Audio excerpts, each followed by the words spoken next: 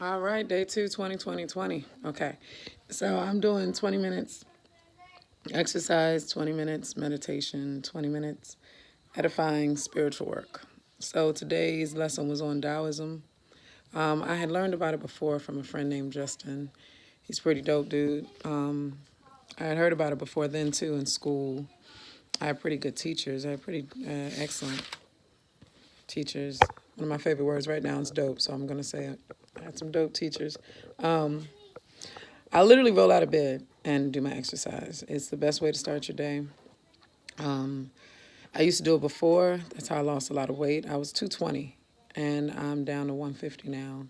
So it definitely works. I also do intermittent fasting. So I stop eating at a certain time at night, like say 6 o'clock. And then I don't eat till the next day at 6 o'clock or at 10 o'clock, depending upon what my goals are. The 16-hour fast is the best one if you have a lot of weight that you want to get off, such as what I had, because my joints were hurting. So today's focus was the philosophy of flow, living in harmony with the infinite, allowing oneself to be within the present moment without any conditions, without the thoughts of the past, without the thoughts of the results that may happen. So as opposed to recognizing that you're standing within your future, within your past, all those things without concentrating on that triune moment, you actually focus on one, just the one, just being in that space. And that is when you're at your greatest moment of self-realization. That's when you're in the flow. And it made me think of the times that I've been an athlete. Being an athletic flow is one of the easiest for me to recognize. Creative flow, too, actually. When I've been performing, for example, when I've hosted an event, I hosted an event at the Capoeira space here in D.C. I'm a capoeirista at FICA DC.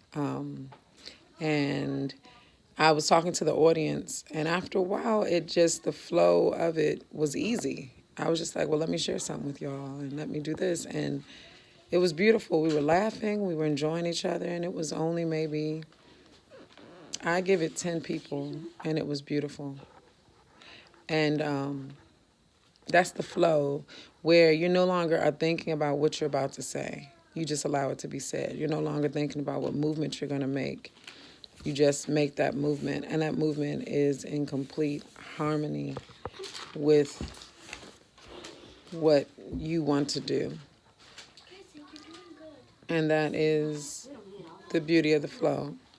I've seen it with each of my children, too. One of my daughters, she loves to cook, and I've seen her make cakes now with such ease. She's 8, and she's doing it so amazingly because she allows herself just to do it without judgment. She's doing a great job. And then I've seen my son, who does things he likes to do, be it spraying something or other things. He does it with such flow. And my daughter wants to show her cake. Okay, so here we go. This is her cake.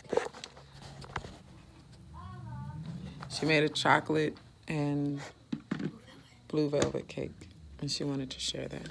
So all I'm saying is that today what I learned is to accept my moments, to accept them in a way that's non-judgmental, and to enjoy each one of them, and enjoy them in a new way.